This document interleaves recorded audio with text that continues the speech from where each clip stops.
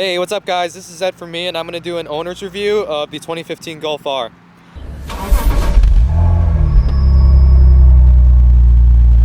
So the front end of the Golf R is not going to look too much different than the regular Golfs. The only difference that you're going to see is that down here are actually inlets for an intercooler.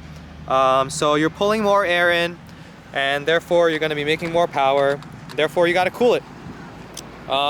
19-inch wheels. These are the Cadiz wheels. I'm not a huge fan of them, but they look better in person than they do on video, I'll have to say that. Same thing with the exterior paint. The Lapis blue is a color that I didn't really think I'd like, but once you see it in person, it really looks nice, and it actually changes color slightly depending on the amount of sun there is, and at night it almost looks like it's black. The exterior styling of this car is definitely subtle. I mean, there's a wing in the back here, but it's extremely subtle. It doesn't even pop up at all. The tail lights you're gonna find on any other Golf. There's nothing special about that as well. The only special thing about the Golf R is that you have quad exhaust. So I'll give you a look at that. All right, so here's where Volkswagen really messed up. They really messed up here because essentially they put Japanese plates onto the American cars. There was a bracket here that I took off that actually doesn't fit the American license plates. So that's definitely something that Volkswagen messed up. So if we open the trunk here, what you'll actually notice is that the space is relatively good. I'm gonna have to make this a little brighter. Okay, so the cargo space is actually pretty good. It's almost the same as the Volkswagen Tiguan that I have, and I think it's like 2 or 3 cubic feet less in total, which is not really a big difference. Underneath here you're going to find the subwoofer, the Fender subwoofer, and I'll actually take it out for you because it's made of plastic and it's really light, but it does a good job. So all you do is take this off. Essentially this is where the spare would fit, but you can actually just pull it out.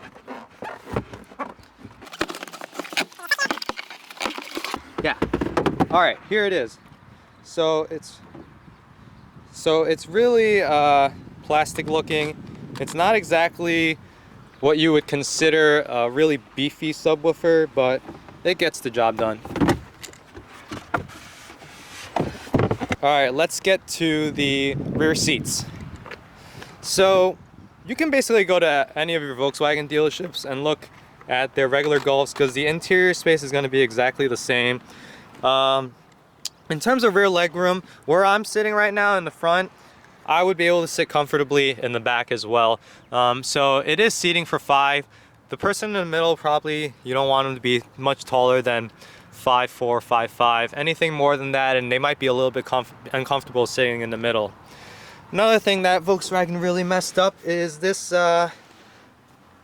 compartment right here doesn't exist. You can't actually lift up the armrest in order to reveal a compartment there, but that is a fix that I'll be able to do after I take this trim piece off, and I will definitely do a DIY of that when I get to it. One of the cool things about the R that's worth mentioning that differs it from the other Golfs, including the GTI, is that the Golf R is made in Germany, whereas the regular Golfs and the GTI are made in Mexico. Let me quickly show you all the R badges that they put onto this car. It's not as many as they put on the STI, but there's one here down in the brakes, the R brakes. There's one right along the fender. Rear brakes don't have the R logo, but there is one more logo here in the back, and the last one would have to be in the front of the car, right on the grille. So if I'm counting that correctly, that's going to be 1 in the front, 4 along the front here, 2 on each side, and then 1 on the rear. So that makes it a total of 6 badges. One of the really cool things about the car is the keyless entry and start. I'm not used to this. This is something new to me, so it's really awesome. Essentially, you can leave the key in your pocket and you never actually have to take it out of your pocket. So when you want to go to the car It's unlocked right now, so what you can do to lock it is just swipe.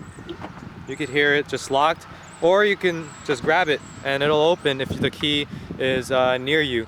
Once you sit into the car, the push button start just requires you to put your foot on the brakes and then tap this and it'll start up the engine.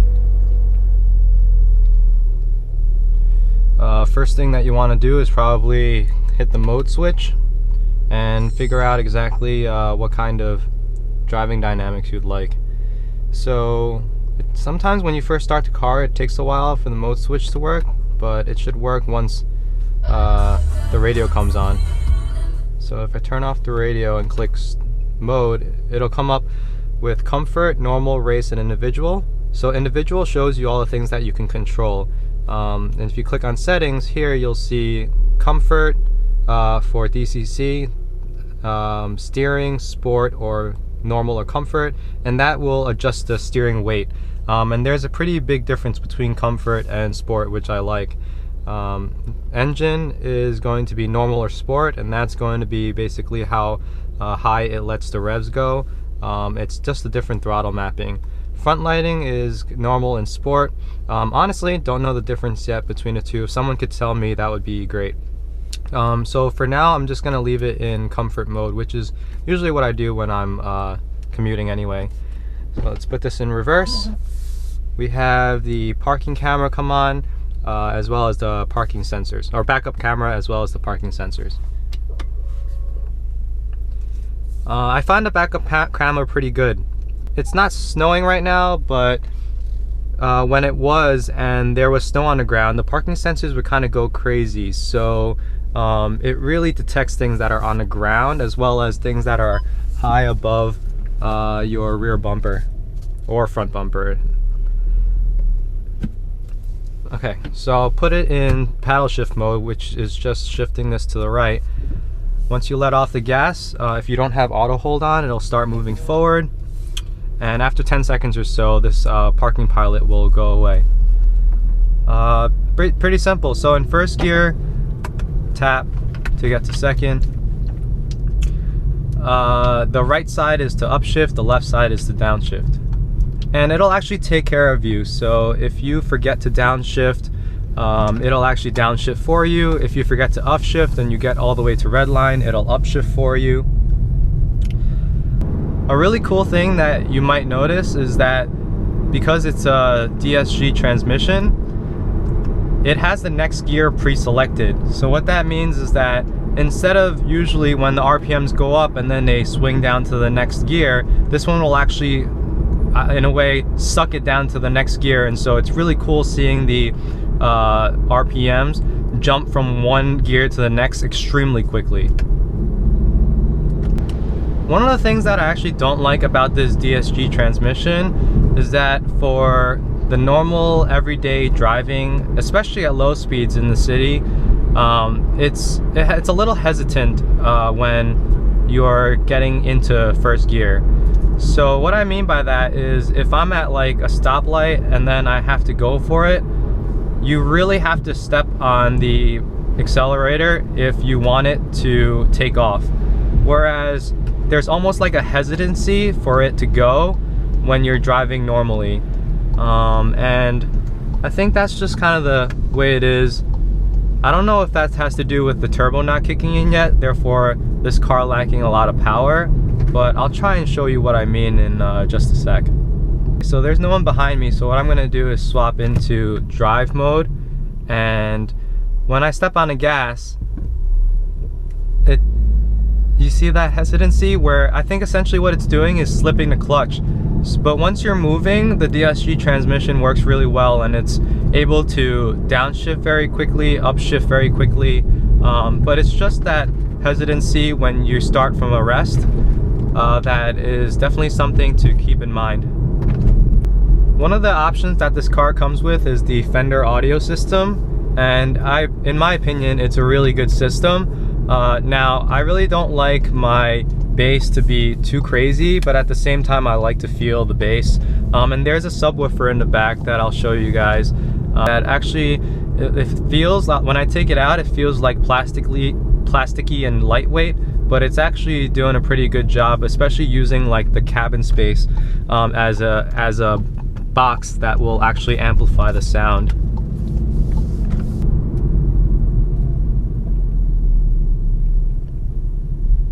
So I don't know if you saw that, but what happened was when you're slowing down and you're hitting the brakes, this engine downshifts for you. And when it actually downshifts for you, sometimes in the lower gears, like in the second or third gear, there's a quick jerk, and that's not exactly the most comfortable. So like I said before, when you're just driving this for comfort and you're driving somebody around, it's a little bit annoying, and it does feel like a manual in a sense that, you know, when you heel toe downshift and you don't do it 100% perfectly, there's a little bit of a jerk, and you definitely feel this with this transmission. So what I would recommend is basically, if you're gonna get a car like this, that you should be using the paddle shifters most of the time. And what I actually do is, when I'm using the paddle shifters, I just leave it in the higher gear like I actually do when I'm driving a manual, and that way the revs will come down and you won't feel that jerk. But you know, the Dsg transmission will downshift for you when you get really low in RPMs, like around 1,000. I wanted to comment on the fuel consumption. So I just took a trip, 600 miles round trip, and the best that I could do on the highway, this was on I-95 going down to Maryland and back, I was only able to get 27 miles per gallon. So the EPA rating is 30. I was expecting 30 or better because I'm usually pretty light on my feet, but maybe because I was driving a little bit faster than usual because I didn't want such a long trip time, I only got 27 miles per gallon. When my fiance drove the car, she was able to get 29.7 from Brooklyn into Long Island. So the EPA rating of 30 miles per gallon highway is pretty accurate. So there are two different theories and two different ways that car manufacturers have decided upon this, and what I'm talking about is the paddle shifters, whether they're actually put on the steering rack or on the steering wheel itself. These paddle shifters are on the steering wheel itself, so when you're turning, it moves along with it. This can be good for when you're at higher speeds where you don't have to turn the steering wheel that much, but if you're at a really low speed situations where you still want to use the paddles, it's going to be a little bit annoying, because when you have your hand like this, you're going to have to get the paddles at a completely different spot. So some manufacturers like to put the paddles on the steering rack, which means that it doesn't actually move with your wheel, and there's downsides to that as well. So it's kind of like a no-win situation. Essentially what happens with that is, when you turn the wheel and you want to click it, like if my hands were in this position, I wouldn't be able to. I'd have to swap it back into this first position. I really like the steering wheel. A couple of people have commented on the steering wheel and they like it as well. It's very beefy, and it has a really nice 10 and 2 notch right here, which is good for when you're just driving around normally. This 9 and 3 position is very comfortable as well. This flat bottom right here really helps because the car is tinier than normal, so having this extra leg room is actually pretty beneficial. Luckily, there's not a lot of traffic right now, so I'm gonna do a quick pull onto the highway on the ramp. Alright, so what I'm gonna do is actually leave this car in drive for the pull onto the highway. And I'm not gonna start from a dead stop. I'm just gonna let it roll and just step on it. Wow, that actually kicked in really hard. The turbo kicked in really hard. And it doesn't usually do that. It's usually more progressive than that. And obviously I didn't give it full throttle, but that was actually different than most times. I guess right after the 2000 mark came around, I really felt the turbo kick in, and that was surprising. Not surprising the fact that there is a turbo. Obviously, with any high-powered 2-liter turbo, you're going to get turbo lag. But it kicked in, it gave me the sensation almost like the WRX STI. When I was in that car, I really loved how it kicked in out of nowhere, and that is definitely what happened just now. I mean, I've got to mention this, but the handling of this car is just really awesome. Even in comfort mode, when you're taking a turn such as this one, I believe Volkswagen's adaptive chassis control will actually tighten up the dampers on the outsides so that you have less body roll. One thing that I learned during my trip was that the gas tank is actually not that large. I believe the gas tank is around 14 gallons, which is the standard for like the Golf or the GTI. And so you know that you're getting less miles per gallon, and since you have the same size gas tank as all the other Golfs, essentially you're not going to get as far.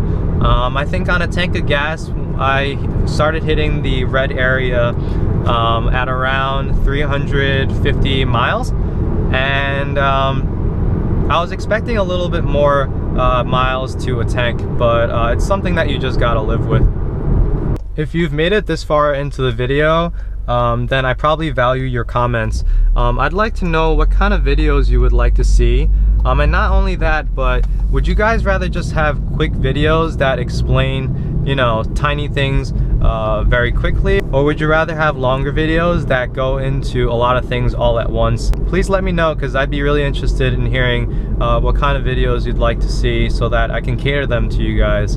A quick comment about the DSG: it really likes to upshift rather early if you're just driving normally, and that's not a bad thing. That's probably better for fuel consumption anyway. Okay, let me talk about the brakes in this car. They're really sensitive brakes, and this is something that I think is across the board with Volkswagens. As compared to my Z4, the brakes on this thing are extremely sensitive, whereas with my Z4, I definitely have to push them harder than I do with this car. It's just something that you have to get used to. I found that when I first drove my fiance's Tiguan, those brakes were sensitive as well. Not as sensitive as these, probably because this car is newer, but it's just something you got to get used to. The visibility in this car is just amazing. I mean, maybe that's because I'm coming from a Z4, but out of any cars that I've driven before, this car has the best visibility. The front windshield is extremely large. The A-pillars here are pretty thin, and these side windows here are very large as well. In terms of blind spots, I don't really see it being much of an issue. When you're using the mirror, you can see pretty well out the rear window, and I've never really had any issues with blind spots. I definitely recommend you guys go and check out one for yourselves, because I know every dealership in the United States is going to have at least one Golf R, and there may be more depending on the allotment. Nothing really beats actually going there and seeing it for yourself, sitting in one for yourself, hearing it for yourself. There's a lot of things that won't come across in video. For example, like the Fender audio system won't come across in video. The characteristics of the DSG won't come across in video. So these are kind of the things that you have to try for yourself with any car. Nothing really beats going out there and being in one yourself. If you're thinking about buying a Golf R, I would at least recommend that you understand how a manual works first. Obviously not because you need to know how to drive a manual in order to drive the Golf, but if you want the DSG transmission not to get prematurely worn out, you're going to actually want to know how a manual works.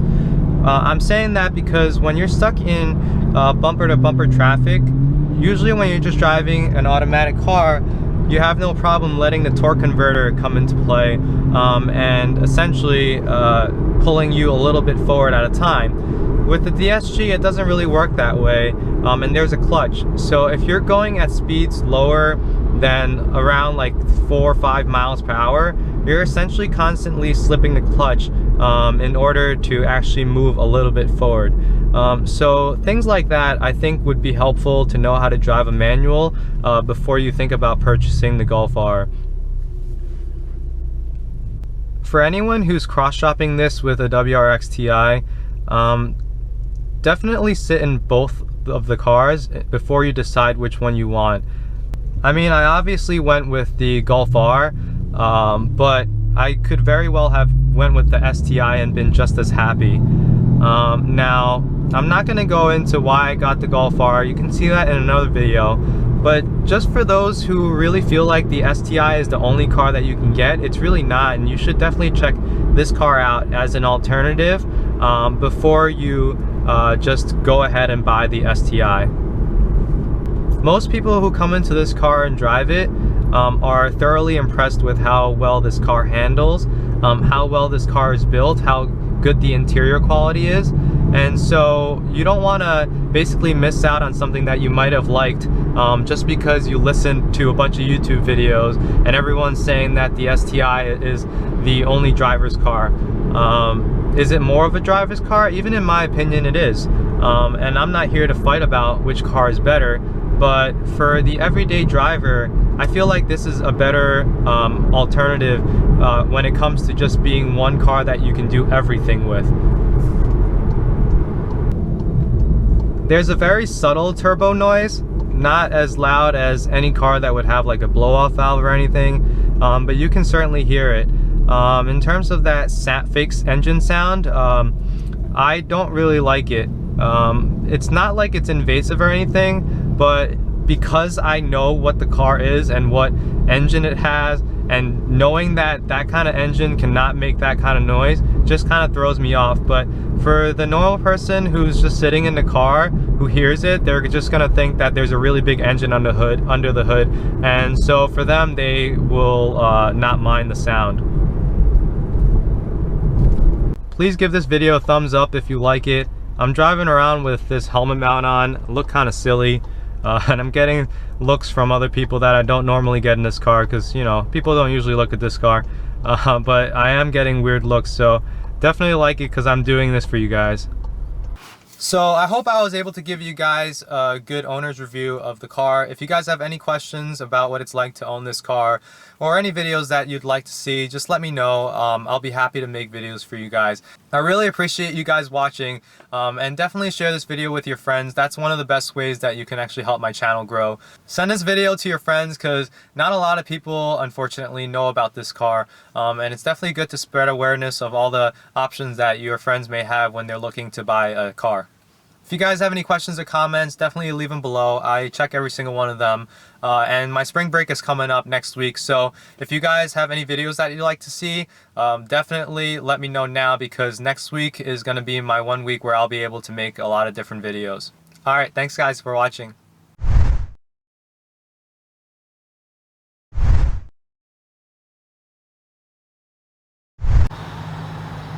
Hey, what's up guys? This is Ed for me. I'm going to do a review of the 2015... Really?